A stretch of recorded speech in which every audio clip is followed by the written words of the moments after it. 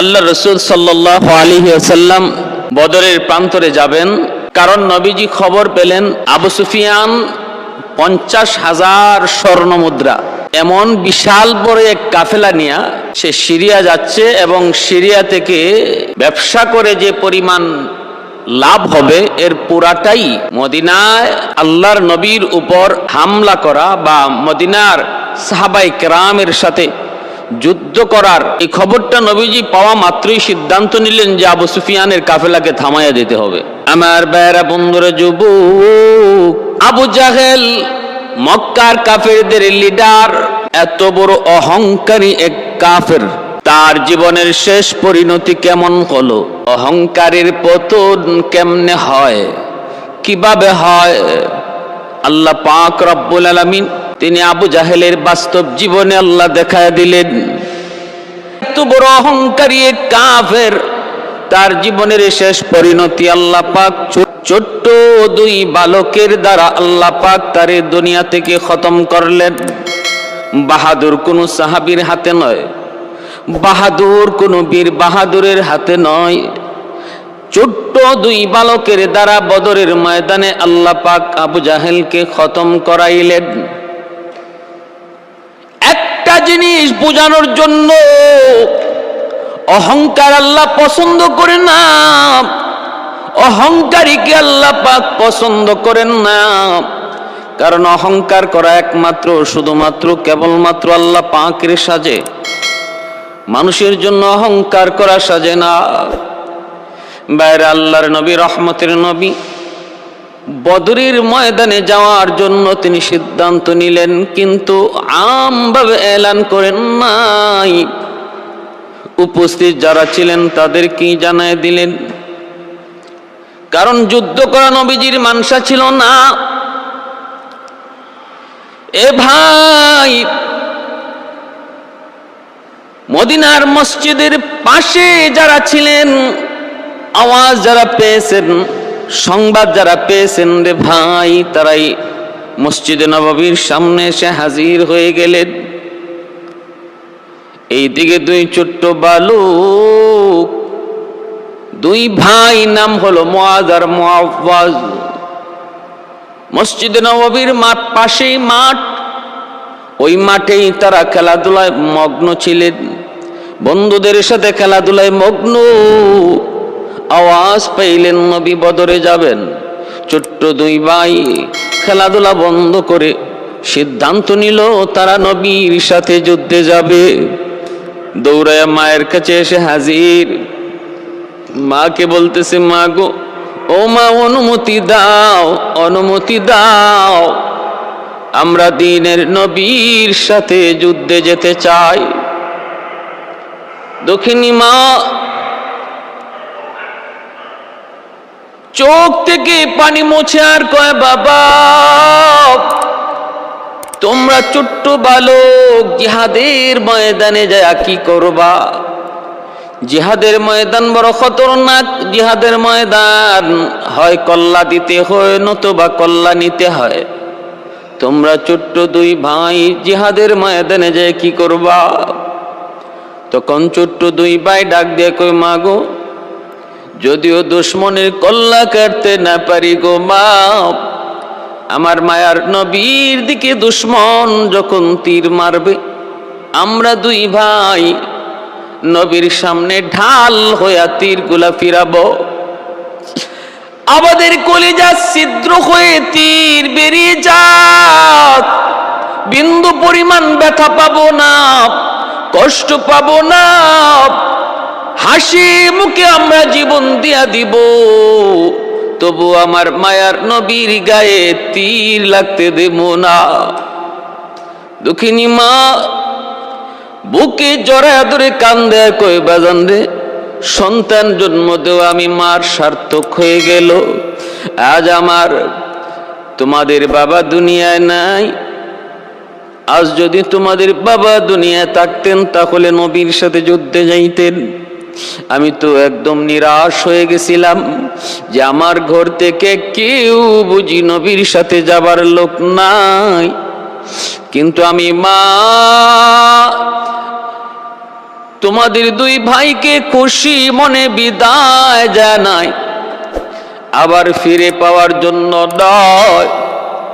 কিয়ামতের ময়দানে দুইজন শহীদের মা আল্লাহর সামনে পরিচয় দিতে চায়। সৈয়দে কৌনাইন তেরি জানে সারো কো সালাম, সৈয়দে কৌনাইন তেরি জানে সারো কো সালাম, यानी गिरदोने नबूवत के सितारों को सलाम, यानी गिरदोने नबूवत के सितारों को सलाम।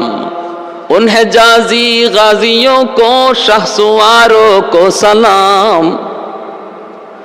उन हिजाज़ी गाजियों को शहसवारों को सलाम, यानी गिरदोने नबूवत के सितारों को सलाम, यानी गिरदोने नबूवत के सितारों को सलाम।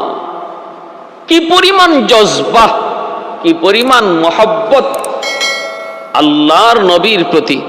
একজন মা তার সন্তানকে দ্বীনের খাতিরে নবীর জন্য জিহাদের ময়দানে বিদায় জানাচ্ছে আর বলছে, বাবা আর ফিরে পাওয়ার আশা করি নাই। তোমাদের কি বিদায় জানাচ্ছি ফিরে পাওয়ার আশায় নয়, জীবনের তরে বিদায় দিয়ে দিলাম। জিহাদের ময়দানে শহীদ হবা, নবীর জন্য জীবন দিবা, দ্বীনের জন্য জীবন দিবা। কিয়ামতের ময়দানে আল্লাহ যখন বলবে, বান্দি পরিচয় তোমার কি, কি নিয়ে আসছো? আমি বলবো, মালিক কিছুই আনতে পারি নাই, দুইজন শহীদ লয়ে আসছি, আমি হলাম দুই শহীদের মা। সুবহানাল্লাহ। ভাইরা আমার, একটু মনোযোগ দিয়ে শুনুন। দুই বালক মার কাছ থেকে বিদায় নিয়ে মসজিদে নববীর সামনে হাজির হয়ে গেল। আল্লাহর নবী ঘোষণা দিলেন, কারা কারা যুদ্ধে যেতে চাও লাইনে দাঁড়াও, একজন একজন করে আমি পরীক্ষা করব, একজন একজন করে যাচাই বাছাই করে আমি অনুমতি দেব। সাহাবীরা লাইনে দাঁড়িয়ে গেলেন। আল্লাহর নবী একজন একজন করে তিনি যাচাই বাছাই করবেন। জিহাদে যাবার লাইন মসজিদে নববীর সামনে দাঁড়ালো। ওই লাইনে ছোট্ট দুই বালক মুআজ আর মুআওয়াজ, দুই ভাই তারাও লাইনে দাঁড়ায় গেল। পাও কি দিয়া রাখলো? বড়দের লাইনে দুই বালক নিজেদেরকে একটু বড় বুঝানোর জন্য পায়ে উকি দিয়া রাখলো। আল্লাহর নবী একজন একজন করে যাচাই বাছাই করে করে যখন দুই বালকের সামনে এসে হাজির, নবী জিজ্ঞেস করতেছেন, বাবা এটা তোমরা করলা কি? এখানে কেন দাঁড়াইছো? এটা তো খেলার মাঠে যাওয়ার কোনো লাইন নয় বাবা, এটা জিহাদের ময়দানে যাওয়ার লাইন। এ বাবা এখানে কেন দাঁড়াইলা? তখন দুই বালক বলতেছে, নবী গো আমরা ভালো করে জানি গো নবী, এটা খেলাধুলার মাঠে যাবার কোনো লাইন নয়, এটা জিহাদের মাঠে যাবার লাইন। আল্লাহর নবী বলে, বাবা জানো যদি তাহলে তাও কি জানো জিহাদের ময়দান বড় খতরনাক, হয় নিজের কল্লা দিতে হয় নতুবা দুশ্মনের কল্লা আনতে হয়, তাহলে তোমরা কেন দাঁড়াইলা? দুই বালক বলতেছে, মায়ার নবী আমরা ভালো করে জানি আমরা দুশ্মনের কল্লা আনতে পারবো না। ওগো নবীজি, আমাদের মাও একই প্রশ্ন করেছেন, মাকে যেই জবাব দিয়েছি সেই জবাব আপনাকেও দেব। আমরা এতিম, আমাদের বাবা নাই। আজ যদি আমাদের বাবা দুনিয়ায় জীবিত থাকতেন তাহলে আপনার সাথে যুদ্ধে যাইতেন। খেলার মাঠে বন্ধুদের সাথে ছিলাম, আওয়াজ পেয়েছি আপনি যুদ্ধের ময়দানে যাবেন। বন্ধুদের সাথে খেলাধুলা বাদ দিয়া মায়ের কাছে দৌড় দিলাম অনুমতি নেওয়ার জন্য। মা জিজ্ঞেস করে, বাবা যুদ্ধে যায় করবা কি? ওগো নবীজি আমরা বলেছি যদিও দুশ্মনের কল্লা কাটতে পারবো না, কিন্তু দুশ্মন যখন আমার নবীর দিকে তীর মারবে, আমরা দোনো ভাই নবীর সামনে দাঁড়ায়া নিজের কলিজা দিয়া তীরগুলা ফিরাবো। কলিজা ছিদ্র হয়ে যায় যাক, জীবন চলে যাবে যাক, কোনো বাধা নাই, কিন্তু তবু আমার নবীর গায়ে কোনো তীর লাগতে দেব না। আল্লাহর নবী কথা শোনা মাত্রই আসমানের দিকে চোখটা উঠে নবী চোখের পানি জড়ায় কান্দে আর বলতেছেন, মালিক তুমি আনসারদের উপর রহম করো, আনসারদের উপরে তুমি রহম করো, আনসার মদিনার আনসারদের উপরে তুমি খুশি হয়ে যাও। ছোট্ট দুইটা বালক নবীর প্রতি কি পরিমাণ দরদ, কি পরিমাণ ভালোবাসা। কারণ আনসাররা বলেছিল, নবী গো, মদিনায় ঢোকা পর্যন্ত দায়িত্ব আপনার। হিজরত করে আমার নবী যখন মদিনায় আসলেন, মদিনার আনসার সাহাবীরা বলেছিলেন, নবী গো, ওগো নবীজি, মক্কার এই জালেমদের কাছে আপনার থাকার প্রয়োজন নাই, আপনি মদিনায় চলে আসুন, আমরা আপনার জিম্মাদার। তবে নবী গো, হিজরত করার পথে মদিনায় আসা পর্যন্ত জিম্মাদার আপনি আপনার আল্লাহ পাক রব্বুল আলামিনের হাতে। মদিনায় ঢোকা মাত্রই আমরা আপনার জিম্মাদার, আমরা জীবিত থাকতে আপনার কোনো ক্ষতি দিব না, প্রয়োজনে আগে আমাদের জীবন যাবে, তারপরে আপনার দিকে হাত উঠবে। আল্লাহর নবী, রহমতের নবী, মায়ার নবী সাহাবায়ে কেরামদেরকে বলেন, সাহাবীরা এবার তোমরা বলো তো দেখি, দেখছো দুইটা বালকের কি পরিমাণ জজবা, কি পরিমাণ তাদের জজবা, নবীর প্রতি, দ্বীনের প্রতি কি পরিমাণ ভালোবাসা, কি পরিমাণ মহব্বত। নবী এবার ডাক দিয়া বলেন, বাড়িতে কে আছে? বাবা কয় মা, একমাত্র মা। আল্লাহর নবী বলেন, মায়ের খেদমত করো, বড় হলে পরে আমি নবী তোমাদের যুদ্ধে নেব।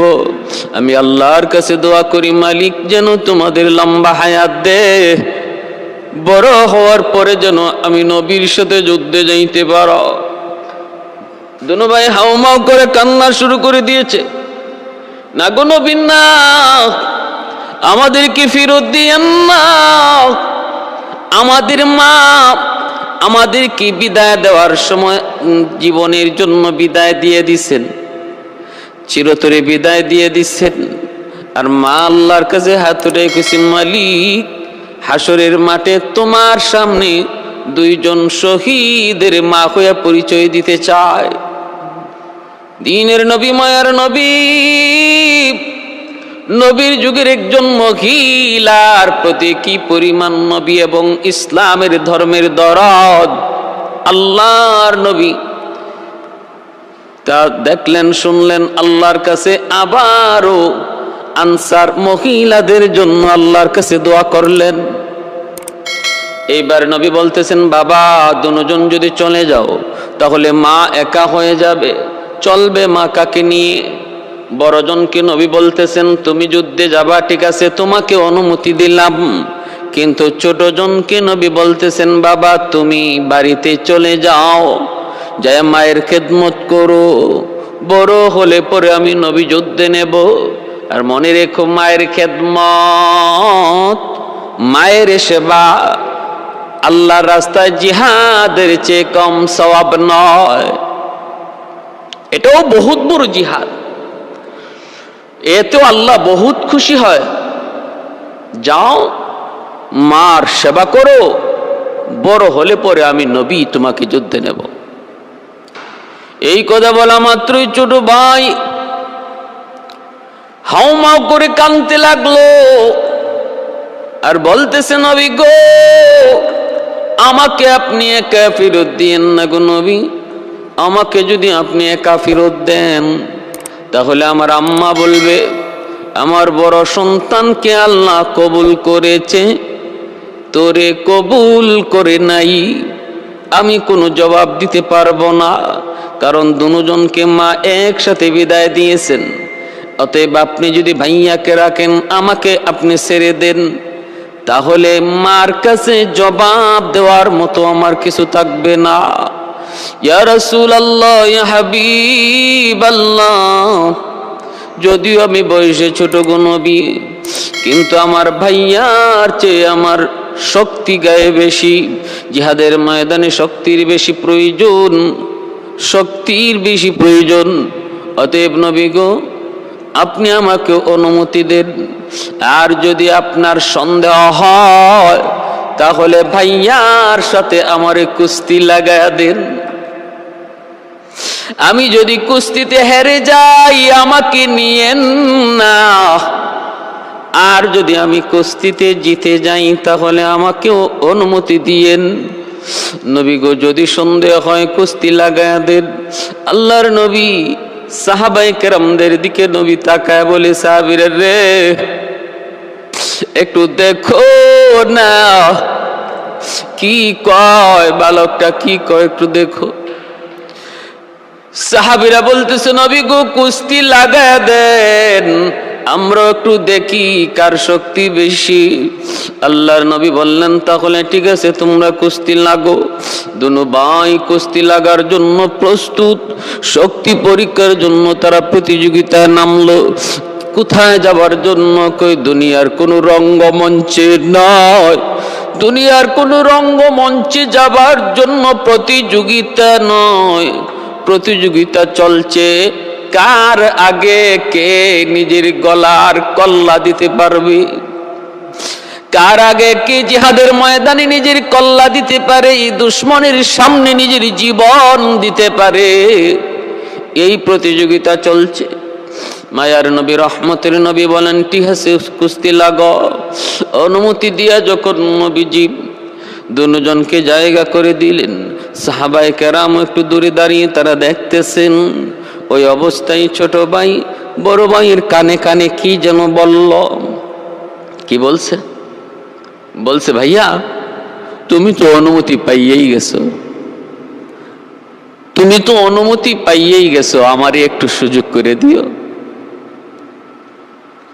বড় ভাই বলতেছে, ইশারা দিয়ে তুই চিন্তা করবি না, দুই ভাই বের হয়েছে একসাথে, যাব একসাথে, আমি তোরে ছাড়া যাবো না। কুস্তি লাগলো ঠিক, কিন্তু বড় ভাই শক্তি দেখায় না। আর ছোট ভাই ধপাস করে বড় ভাইকে মাটিতে ফালাইয়া দিল।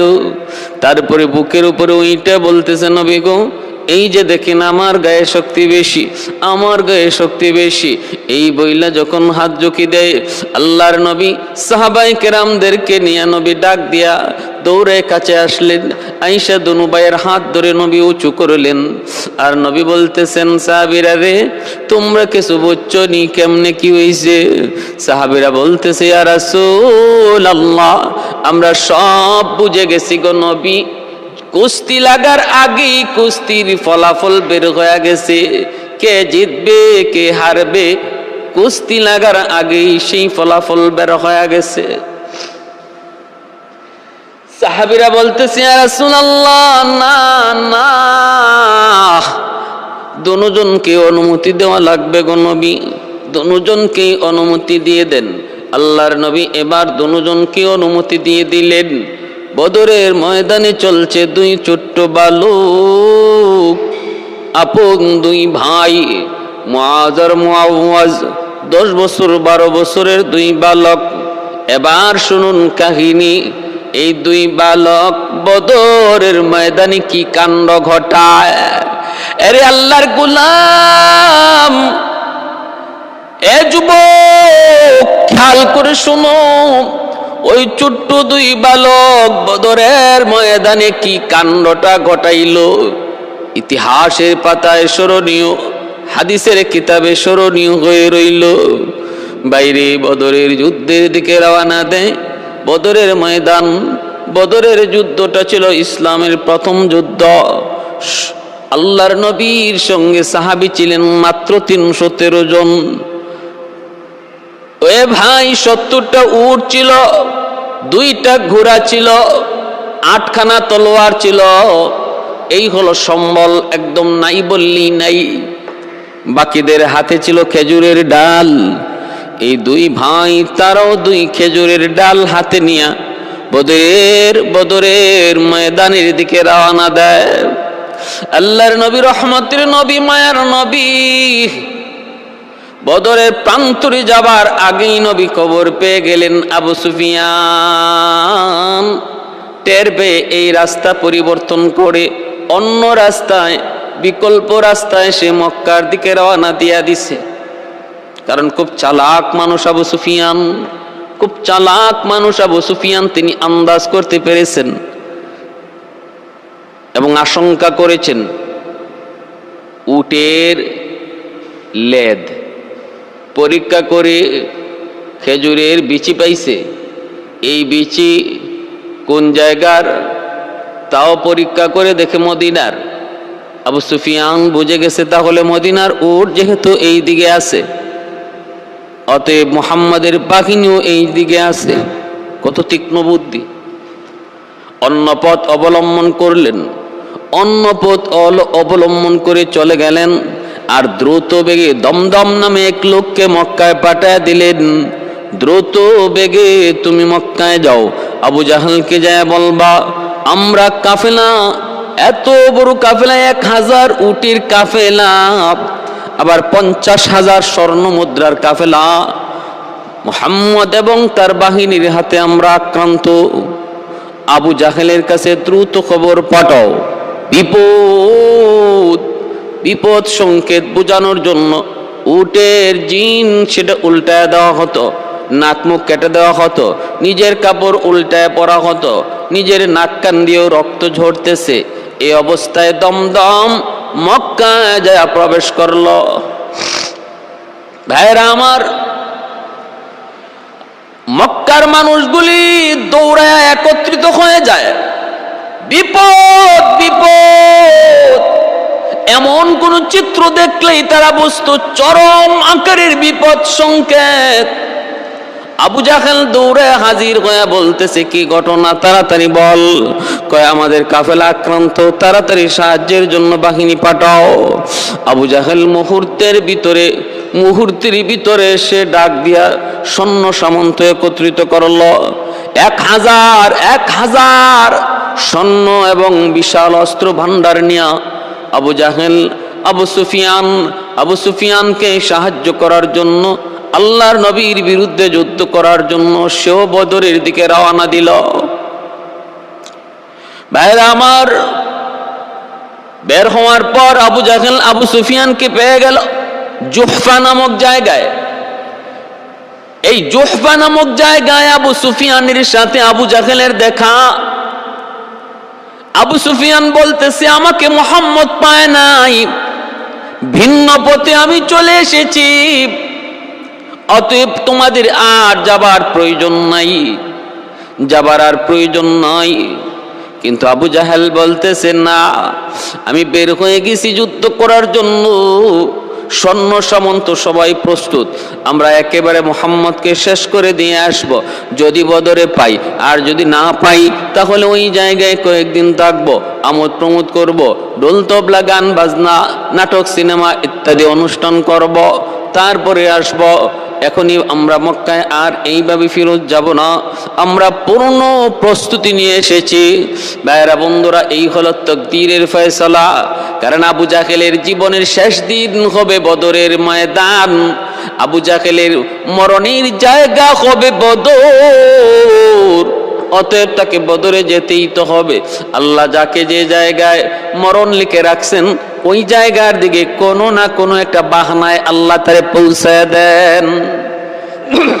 ইদা কাদাল্লাহু লিআবদিন আইয়ামুতা, ইদা কাদাল্লাহু আবদান আইয়ামুতা বিআরদিন জাআলাল্লাহু লাহু ইলাইহা হাজাতান আও কামা ক্বালা নবী আলাইহিস সালাম। আল্লাহর নবী বলেন, যার যেখানে মরণ আল্লাহ লিখে রাখছেন ওই জায়গায় কোনো না কোনো একটা বাহানায় আল্লাহ তারে পৌঁছাবেন। আবু জাহেলের প্রয়োজন ছিল না, কারণ যে উদ্দেশ্যে বের হয়েছে আবু সুফিয়ানের কাফেলাকে সাহায্য করবে, সে আবু সুফিয়ান তো নিরাপদে চলে এসেছেন এবং দেখাও হয়েছে। জুহফা নামক জায়গা মক্কার অদূরে, যে জায়গাটা ওইখান থেকেই মদিনার রাস্তা ভিন্ন।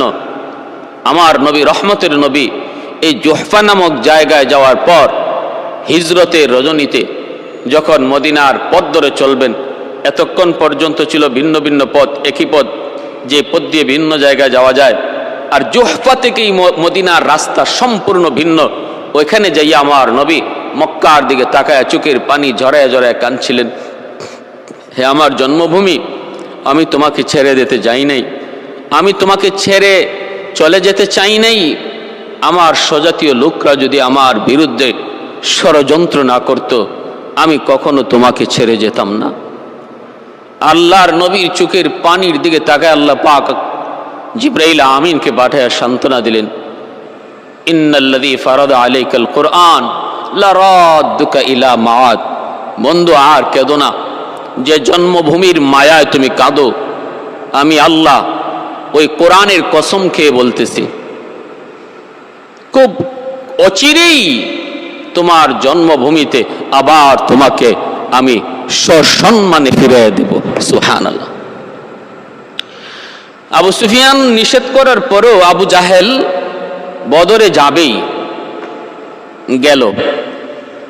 আল্লাহর নবী বদরের ময়দানে পৌঁছার আগে আগে আবু জাহেলের দল ওইখানে যাইয়া উঁচা জায়গাটা, যুদ্ধের অনুকূল, যুদ্ধের পক্ষে যে জায়গাটা, ওই জায়গাটা বাছাই করে তারা দখল করে নিল।